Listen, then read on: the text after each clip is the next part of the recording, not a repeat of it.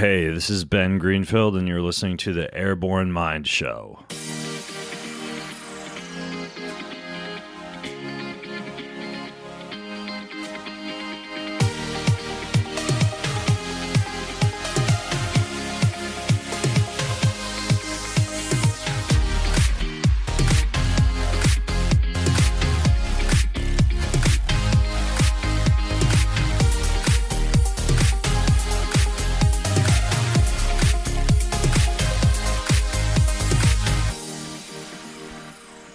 Hey guys, Misbah Haque here. Thank you so much for joining me today, and welcome back. So, if you've been loving the show, I haven't been pushing this too aggressively, but I would really appreciate it if you could head over to iTunes and leave a 5-star review. I've been getting a lot of cool emails, DMs, and things of that nature, letting me know how much you enjoy the show, and that usually makes my day. But if you want to go above and beyond and you want to be awesome, search the Airborne Mind Show in your podcast app and hit write a review and leave your thoughts, good or bad. I'd love to know what you think. The other thing I would encourage you to check out is all the free training resources at theairbornemind.com. So if you sign up for any one of the warm-ups, checklists, guides, whatever it might be, I send you about 1 to 2 emails per week. They're fairly short. The first one is when the podcast is released. You'll stay updated with that. And the second one is a weekly athlete digest, which I send out every single Friday. And that's a roundup of all the training videos, all the blog posts, all the articles, songs I've been listening to. And I typically share things on there to my email list that I will not on social media. I don't know why, but I consider everybody on my list to be, an insider and a true fan. So if you love the podcast, you love the videos, and you just want to support the show, make sure you head over to theairbornemind.com and check out some of the resources and sign up. Now, today's podcast is brought to you by audible.com. So if you're listening to this podcast, you understand that you can do something else and you can listen to this at the same time, whether you are listening to learn, be entertained, or whatever it might be, background noise. You can do the same thing with audiobooks. So if you have a tough time sitting down to physically read a book, you can get through at least 1 to 2 books per week if you are listening to audiobooks, minimum, right? And you'll listen in this episode, Ben talks about how he thinks that reading books is what separates him from his competition. It allows him to stay on top of the latest cutting-edge research and things of that nature. So if you want to go check out any of the previous books that guests have recommended on the show, and you want to get a free audiobook and 30-day free trial from audible.com, head over to theairbornemind.com/reading list, and you'll be able to click through there and check it out. Where do I even begin when I start to talk about Ben Greenfield? This guy has competed in bodybuilding. He competed in Ironman triathlons for almost a decade, and he is a professional obstacle course racer. He actually just signed a contract for the Spartan Race Pro Racing Team for 2017. And when I think of Ben, I think depth. This guy is able to go so deep on a variety of topics: health, fitness, nutrition, weight loss, muscle gain, anti-aging, biohacking, sports performance, you name it. His podcast is consistently in the top 5 or top 10 in the health category, and he has a ton of content that has been around for a very long time. He was voted the best personal trainer in 2008 by the NSCA, and he's also recognized as the top 100 most influential people in health. He's also written a book called Beyond Training, which is a New York Times bestseller. And man, I pretty much wanted to get into how he uses fitness and nutrition and all these different things to optimize brain function. Because I think if you're listening to this podcast, you realize by now that if you go down, everything else goes down, right? So whether you're a coach, an athlete, business owner, mom, dad, husband, boyfriend, girlfriend, whatever, right? You understand that if you are not performing at your peak potential, that affects everything else around you, right? So this was such a wonderful conversation. He is a really busy dude, so I wanted to kind of get his insight on how he's able to do this. Now, we also were super pressed for time. We had only about 30 minutes or so I did my best to try to pack in as much as possible. And so with that being said, I hope you enjoy this one, and more importantly, I hope you do something with it. Please enjoy. Ben, welcome to the show, man. Hey, thanks for having me on, dude. Yeah, man.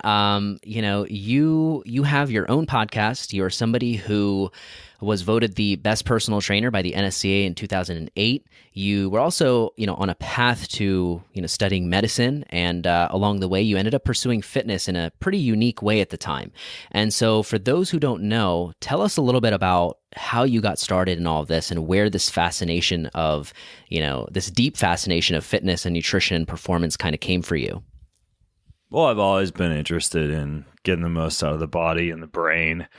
I guess when I was younger, I was a tennis player. And so running up the hills back behind my house, learning how to use agility ladders, learning how to potentially branch out from having a Big Mac every day before tennis practice to eating things that might support the body a little bit better.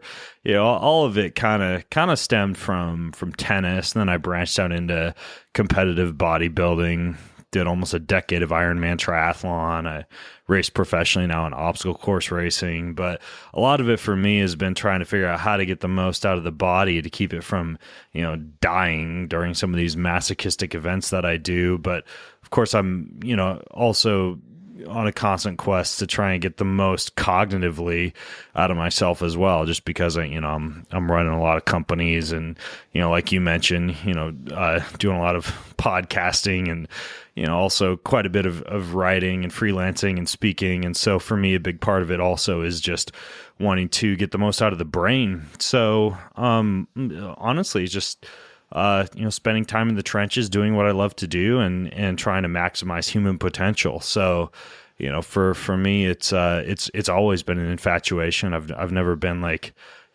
morbidly obese or sick with some horrible disease or something like that. It's just something I've always been interested in. And why did you end up pursuing the, fitness route versus kind of the medical or, medicine world?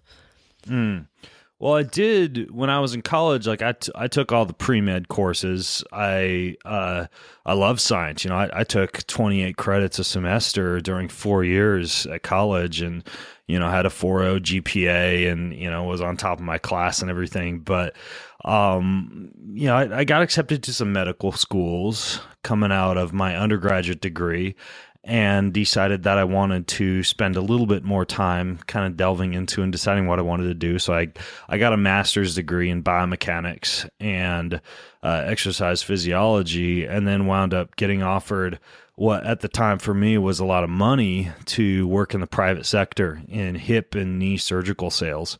So I did that for like 4 months, and over the course of that time got totally disillusioned with modern medicine, working with all these orthopedic surgeons who had like big houses and boats and were really not that happy with life, and they were working in a broken medical system and, planting overpriced hips and knees into sick patients. And it was just like, it wasn't like, I realized the hospital was like one of the most dangerous places to even step foot into because of all the disease and bacteria, and nobody seemed happy. And it was just like, it left a really kind of bitter, nasty taste in my mouth being in modern medicine.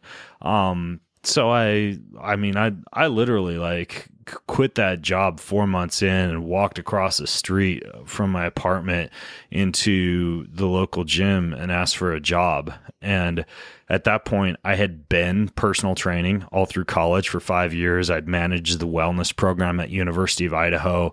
I had like a sports nutrition certification. I had a strength conditioning coach certification. Like I looked pretty good on paper. And so, I started within about 2 months managing the entire gym, and then branched out and started my own series of personal training studios and gyms.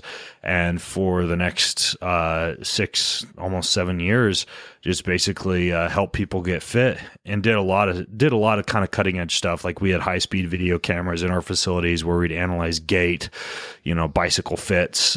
We did a lot of like platelet rich plasma injections. We did blood and biomarker testing. back when almost no personal training facilities were doing anything like that, partnered up with local physicians and the medical community and did a lot of kind of like exercises, medicine with them, did indirect calorimetry and VO2 max testing for metabolic rate evaluations. So, I kind of took all the science and nerdiness that I'd learned in university and in studying to potentially become a physician and kind of transmutated that into the fitness sector instead. Yeah, and we're going to come back to the blood and biomarker testing because that's something I'm also curious to ask you about.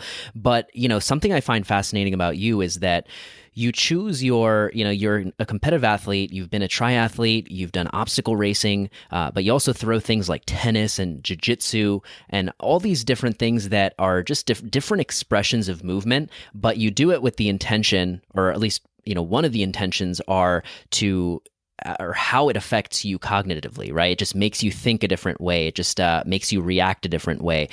What's your thought process? How do you choose, like, okay, this is the type of exercise that I'm going to do for this day because I'm trying to get this specific stimulus out of it? Well, first and foremost, it's whatever seems to be the most fun, right? Whatever makes you happy. But in addition to that, if you want to get a little bit more scientific, first of all, of course, novelty, variety, and challenge have been shown to do things like connect left and right brain hemispheres, increase gray matter, cause better neuroplasticity and neurogenesis, improve rate of motor neuron firing. There's all sorts of things that take place when you introduce new challenges to your body and your brain. And so part of it for me is every single week I try and do something that is new. And that could be using the same modality to achieve something new, like learning a new song on ukulele or guitar or something like that, or going to play tennis, but experimenting with a one-handed versus a two-handed backhand. And sometimes it can be learning a new modality altogether. Like, for example, I've recently kind of take a dive into gymnastics training, for example, right? So I'm learning how to do handstands and muscle ups and things that are entirely new for me. And so, a big part of it is just kind of keeping my finger on the pulse of what seems fun at the time, what seems interesting, what's kind of come across my plate as far as an opportunity, what my kids might be interested in. Like my kids right now are into jiu-jitsu, and they're into chess, and they're into, little things that are attracting me along the way just because it's ways I can spend time with my kids. But ultimately there's not a whole lot of planning or precision that goes into the activities that I choose, as much as I just make sure that I'm constantly seeking out novelty and variety and challenge. And then kind of like my rule that I live life by is, every day I need to do at least one thing that kind of makes smoke come out my ears in terms of something that makes me a little bit uncomfortable from a mental standpoint, so I don't get stuck in a rut of comfort from that standpoint. Or it could be something that makes my body struggle, not just my brain, like going anaerobic for 2 minutes, or doing something uncomfortable, or jumping into a cold pool or whatever. But then every quarter I try and do something that just scares the hell out of me, whether it's some kind of an event that I've signed up for, or, an open mic night, or, or traveling to some exotic locale where I don't speak the language and I'm not familiar with the area, just something that really keeps my body and brain guessing on a far more intensive level than I might do in the comfort of my own home. Yeah, so you use these different expressions of movement to stay sharp, both physically and mentally. How do you incorporate nutrition into all of this? Like, you're obviously experimenting with tons of different things, but are there certain things that we should pay attention to if we're trying to improve cognitive function? Something maybe we should look out for when we're designing our food profile and really diving into nutrition? Well, first of all, I don't get too, retentive about nutrition. Like, I pretty much eat anything. We have goats and chickens and, a big forest out here that I live in. So I'll eat anything from wild plants to fermented grains and beans and legumes to homemade sourdough bread to goat milk to, roosters and chickens and eggs that get sacrificed for, whatever. Like I don't have a specific like nutrition philosophy in terms of like a restrictive diet as much as that if it's real food, I eat it. But when it comes specifically to your question about brain performance, yeah, I mean, there's definitely things that I go out of my way to do. For example, eating foods that are rich in choline. That's really important for your brain health. And so I do a lot of things like eggs with the yolk, organ meats, things along those lines, a lot of wild caught fish, a lot of grass-fed beef. I avoid fluctuations. I don't avoid sugar and carbohydrates, but what I avoid are fluctuations in blood sugar or anything that would cause any activity or food that would cause long-term rises in blood sugar, because it's the time during which blood glucose stays in the bloodstream or rapid fluctuations in blood glucose, which would necessitate a release of insulin by the pancreas, that tend to be most deleterious. And so what that means is, for example, I'll choose the time that I eat carbohydrates to be the time that they're going to spend the least amount of time in the bloodstream or cause the least amount of fluctuations in blood sugar. So that would mean, for example, in a post-workout scenario, specifically, post-resistance training or post-high-intensity interval training, you have a real upregulation of the GLUT4 transporters responsible for transporting glucose into muscle glycogen, for example. And so it's during those times, in a post-workout scenario, within anywhere from 20 minutes to 3 hours after workout, that I will eat the majority of the day's carbohydrates. And for me, that's at the end of the day, because your body temperature and your grip strength and your reaction time and your post-workout protein synthesis, all that peaks between about 4 and 7 p.m. And so that's kind of like the ideal time of day to do a hard workout. And so that means that most of the carbohydrates that I eat are occurring with dinner, if I'm going to do sweet potatoes or yams or rice or whatever. And the same could be said for fructose, right? Like your muscles don't have the enzyme necessary for taking fructose and converting that into muscle glycogen. So any fructose that you consume is going to either get converted into liver glycogen, or if your liver glycogen stores are empty, it's going to get converted into triglycerides, which can be an independent risk factor for heart disease and cause some metabolic issues if you're not careful. So if I'm going to consume fructose, right, like fruit or wine or alcohol or something like that, I'll do it when I know that my liver's glycogen stores are a little bit tapped. So for example, if you really want to do fruit, and I don't do a lot of fruit anyways, but it would be like after an overnight fast, like with a morning smoothie would be one time you could do that. Or for me, it's usually because I haven't had much carbohydrate during the day and I finished up a hard workout. Usually I'll have like my daily glass of wine, at about 7 p.m. in the evening, at some point after workout when my liver's had a little bit of its glycogen stores kind of tapped out, rather than say like having a glass of wine after dinner when my liver glycogen stores have already been replenished by what I had for dinner. So, little things like that I'm definitely aware of, specifically when it comes to blood sugar. And part of that too, that I'm so kind of careful with that is I have done genetic testing, and I do have a relatively higher than normal risk for type 2 diabetes. And so I'm very careful with my blood sugar levels. And there's also this concept that the more ketones that your brain is utilizing for fuel, typically, the more cognitive clarity that you tend to have, and the lower your risk of things like dementia and Alzheimer's. And so that's another reason, from not just a metabolic standpoint, but from a cognitive standpoint, that I try to be careful, especially with sugar fluctuations. But of anything that I pay the most attention to when it comes to diet, it is blood sugar and to a slightly lesser extent fructose. Okay.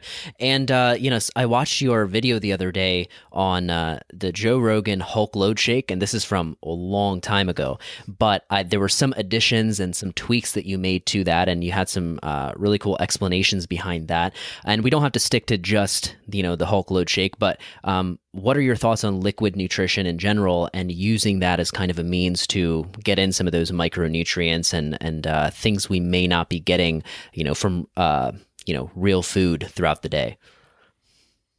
Well, I don't consider a smoothie to be not real food. I mean, all I do in the morning is I just take a whole bunch of plants.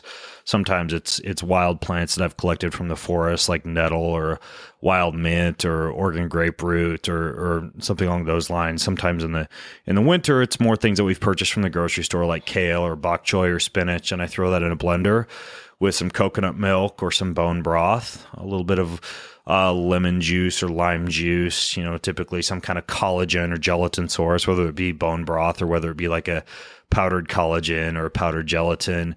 I blend that up and then I throw a whole bunch of chewy things in there, right? Like nuts and seeds and unsweetened coconut flakes and sometimes some raw dark cacao, things along those lines. And I eat it out of a mug with a spoon so that the digestive enzymes in my mouth get to work on it and it kind of gets slowly absorbed. And sometimes I'll take an hour to go through a smoothie. And so I'm definitely not like making some liquid that I'm sucking down just because I tend to get that doesn't tend to satiate my appetite, and you get better nutrient absorption when you chew your liquids versus when you drink your liquids. But as far as like the whole liquid nutrition thing goes, yeah, there's not really much of a difference in terms of absorption with liquids versus solids, unless you're exercising, in which case they have shown that liquid nutrition sources during something like a marathon are going to be better absorbed than a solid source, right? So if you're running a marathon, you choose like a gel or a drink versus something like a bar. But ultimately, in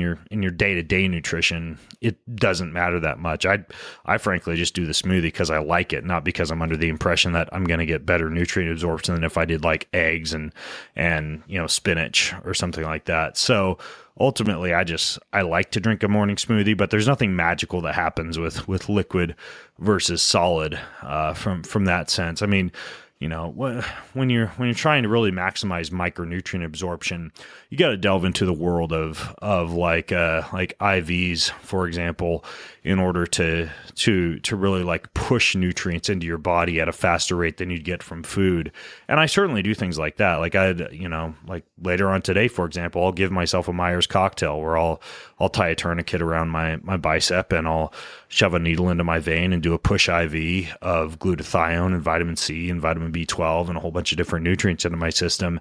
And that's really how you mainline micronutrients into your body. You don't really get any significant difference between like eating a salad versus drinking a smoothie, aside from the slight fact that, when you blend something, you do get a pretty rapid breakdown of cellulose from plant-based fibers, and you do increase the rate of absorption, but there's not really a significant difference in terms of your micronutrient status if you were to say drink a smoothie versus eat a salad, or blend your eggs versus fry them or something like that. Right. So ultimately, I just like having a big blended shake full of tasty things for breakfast, and that's really why I do that. But like my kids do scrambled eggs with vegetables, and so does my wife too, and so it's just kind of more personal taste than anything else. Absolutely. So coming back to the blood testing and the biomarkers, you've gotten to work with a lot of CrossFitters and triathletes and been able to notice like what are some things that we are deficient in. And I feel like somebody who is involved in functional fitness and is doing it for health and longevity, we're kind of heading towards a place where we can be a little bit more objective with this stuff, right? Like, I think you've mentioned before, it's a great idea for CrossFit gyms maybe to partner up with, different blood testing, places that can provide that service, and so that you can be a little more objective about what you're doing. So tell me a little bit about that. Like, if somebody wants to get started, where should they, like, what are some things we should be looking for? What are the types of tests that we should be getting? How is that of benefit to people? Sure. Yeah. So what I'll typically do, like when a client comes to me for coaching or for a consult, or when somebody asks me like what's kind of like the best test that I should get, typically My recommendations are, first of all, just once in a lifetime, get a genetic evaluation. You don't have to get a full $10,000 genome sequence. They're actually as low as $1,500 now. But just like a basic, like a 23andMe. There's another company called DNA Fit that I like. There are other even less expensive sources where you can get your genes tested, and that's a salivary test, by the way, done from your own home for as little as $100. But you can take that data and you can export it to other websites like Genetic Genie or Promethease. There's actually a really, really good website called not 23andMe, but 23andYou that has a list of all the different sites and services out there that you can import your genetic data into. And the genetic data is important because it's not only interesting to see where your ancestors came from, like are you from like a Northern European population that would have traditionally had more fish and meat and fermented foods and salted and cured foods? Or are you from, say, like a sub-Saharan African or Southeast Asian population where your carbohydrate intake might have been higher and salt intake might have been lower? But also, what kind of SNPs do you have for specific risk factors? Like, do you have poor methylation status? And so do you need to go out of your way to take a multivitamin that has methyl tetrahydrofolate in it? Or, do you naturally produce lower amounts of endogenous antioxidants? So would it be a good idea for you to supplement with glutathione precursors or, N-acetylcysteine or superoxide dismutase or some other sulfur-based antioxidant? Or do you have, like I mentioned for me, like higher than normal risk for type 2 diabetes? So you're going to really go out of your way to control blood sugar levels. Or, another one that I test high in is higher than normal risk for prostate cancer, right? So I go out of my way to eat like a fresh tomato every day or a handful of fresh cherry tomatoes every day. And typically I'll cook those down to concentrate some of the vitamin C and the lycopene content. And so that's a valuable test to get at least once in your life, would be a DNA analysis. I'm also a big fan of blood testing. I do blood testing quarterly to kind of keep my finger on the pulse of how dietary and activity changes that I make are affecting things like my cholesterol particle count, my vitamin D status, my thyroid hormone status, white blood cells, red blood cells, a whole bunch of things that are really, really best to test via blood. And so I typically will go through, for example, a company like Wellness FX. They're really good for blood testing and for giving you almost like a dashboard that you can log into that allows you to compare previous tests to your current tests and to kind of like keep your finger on the pulse of what's going on. Like it's a good centralized place to keep track of your all your data. So I do the blood test quarterly, and I recommend everybody get a blood test at least once a year. DNA test would be once in a lifetime. Stool test is another one that I really like to look at everything from like parasites to yeast to fungus to any type of inflammatory markers such as lactoferrin in the digestive tract. You can even look at things like pancreatic enzyme production, all sorts of interesting things when it comes to a stool analysis that blood and that saliva can't tell you. And so that's also something that I recommend, kind of like blood, to do on a yearly basis. Although if you're symptomatic, like let's say you've traveled to Thailand and you've come back and your gut's feeling kind of odd, you might just do that as a one-off test more often than once a year, depending on your lifestyle and your symptoms. But I am a fan of doing a stool test too, about once a year or so. And then the last test that I like, in addition to a saliva and a blood and a stool, would be some kind of way to test your hormones. Because even though a blood test will test your hormones fluctuate throughout like your normal 24-hour cycle. And so typically doing I used to recommend like a salivary test for hormones, and that's where you drip saliva into a tube for 4 times over the course of 24 hours to look at your cortisol and testosterone and how they're kind of fluctuating and changing throughout the day. Now there's a better test for that. It's a urine test called a Dutch test. And so I recommend that instead if you really want an accurate glance at your hormones. So it'll tell you testosterone, cortisol, DHEA, even things like melatonin. And that one's called the Dutch test, or a dried urine test for hormones. And that's one that I also recommend, especially for like athletes or people who really need to check on their hormone status, or anybody who struggles with things like, brain fog, fatigue, maybe wants to test and make sure they're not, having adrenal issues. That's a pretty good test to get. And so, your basics are blood, gut, saliva for DNA, and then urine for hormones.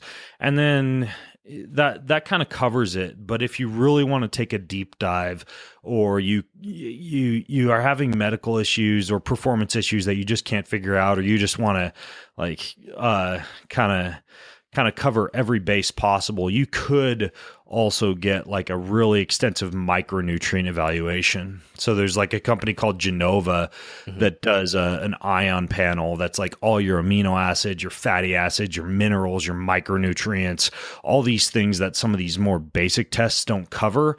I don't think that that's necessary unless you've done these other basic tests and you're still having like issues you can't put your finger on, or you just want to like super duper customize, let's say like your supplementation protocol, or even your dietary protocol. That type of ion profile comes in really handy too. I try and keep a running list of most of the lab tests that I recommend or that I come across or that I found to be helpful over at greenfieldfitnesssystems.com. If you go there and you click on labs, you can see a lot of these labs I talk about, but those are some of the biggies. Okay, awesome. And I'll get that linked up in the show notes. Now this one, so I've heard you mention that you read and listen up to maybe like 5 books per week, and sometimes that's podcasts included in the mix.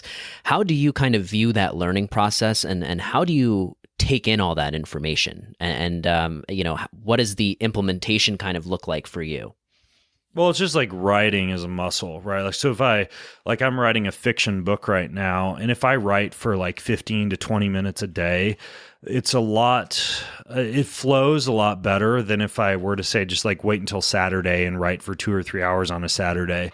And the same could be said for reading. Like reading is like a muscle, especially speed reading. So I generally have, usually I'm trying to get through a book about every 2 days or so, like a proper size, like paper book. And a lot of my reading I'll do in the evening, for example. But yeah, I mean, I buckle down just like I'm going to lift weights, right? I take out a pen, take out the book, and check out the table of contents to see what I'm going to read. And then I go through each chapter with a pen, reading with intention. I have a rule that I can never go backwards in a book. So knowing that I'm never going to see that page again really helps me ensure that I'm getting the most out of that page. I just go from top to bottom, flip the page, keep going. I mean, I've been doing it since I was 8 years old. I would go get books from the library and, bring them home at 4 p.m. and read until they were done, which would often be like 2 or 3 a.m. And yeah, I mean, I read hundreds of books every year using that method, and literally it's just sitting down and reading. And I always have a book around. Rarely watch TV. I'm a complete idiot when it comes to anything currently going on in Hollywood, but I read with ferocity every day, no matter what. I mean, like, even if it's like late at night and I've been to a party and I've had a few drinks and whatever, my wife and I have had sex that night and, it's like 1 a.m. or what, like I will still roll over before I flip off the light. I'll grab a book and I'll read at least 2 chapters. That's always my bare minimum. And that's just something I do. I've just realized that that's what, in many cases, sets me apart from, my competition or whatever. It is just like being really on top of the latest cutting edge research in health, fitness, nutrition, biohacking, anti-aging, and beyond. And so I'm just always reading books. Very interesting, man. And I want to be respectful of your time, so I have one more question for you. What should a coach or athlete take away from this podcast? How can they make themselves better by listening to this? I would say one of the best things that you can do, and that I find that most people don't do enough of, is they digest a lot of content, especially the type of people who listen to podcasts or who read books, like I just mentioned, etc. But a lot of people really don't use that content creation muscle enough, and so. Another rule that I live life by is that I create art every day, and that might be that that I'm recording a podcast or an audiobook. I am shooting a video. I am writing an article, but not a day goes by that I don't create a piece of content. So, over the past decade that I've been in this business, I've created, well over 30,000 different unique forms of content that are out there for people to access.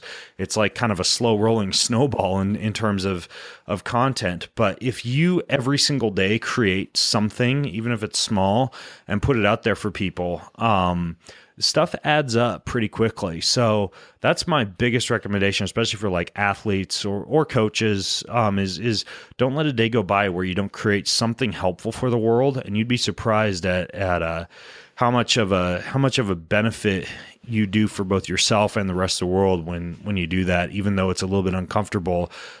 Think about creating content as something that you do before you digest content. And so typically when my productivity and my creativity levels are high early in the day, I create something. And then, a lot of that book reading and stuff that I talked to you about earlier, that's something that I'll save for later on in the day, because I found that the digestion of content takes up less cognitive and physical energy than the creation of content. So it's a big thing is make art every day, baby. I absolutely agree with you. And I think a barrier that a lot of people have is that, oh, well, this already exists, or, people are already talking about this. Like, I have nothing new to add to the conversation. And I would recommend two books. I don't know if you've read these before, but Steal Like an Artist and Show Your Work by Austin Kleon. I think those are two staples that if you, it just gives you a bit of a different lens and different perspective on how to view art and how to make it, how to think a little bit more creatively, and how to share it as well. Yeah, absolutely. I've read both those. Those are great resources. Awesome, man. Well, once again, thank you so much for taking the time to do this. How can we support you? Where can we point people to? Where can people learn more about you?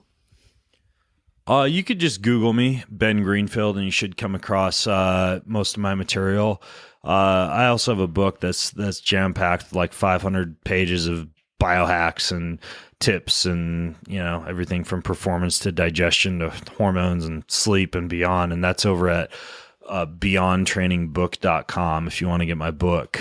But yeah, those are a couple good resources for you. My website's bengreenfieldfitness.com, and that book's at beyondtrainingbook.com. Awesome, man. Well, once again, thank you so much for doing this. Cool, man. Well, thanks for having me on. I'm honored.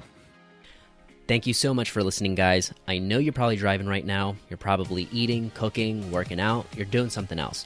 But make sure you head over to theairbornemind.com. Check out some of the free coaching videos, warm-ups, guides, checklists, all the things that you can use to make the best use out of your training time. If you enjoyed this episode, please leave a review on iTunes and let me know what you think. I love hearing from you guys, and it would really help me out so I can continue creating awesome stuff for you. And remember, the greatest compliment you can give is by sharing it with somebody else who might enjoy it or somewhere on the web. So once again, thank you so much for being a listener and supporting the show. Until next time.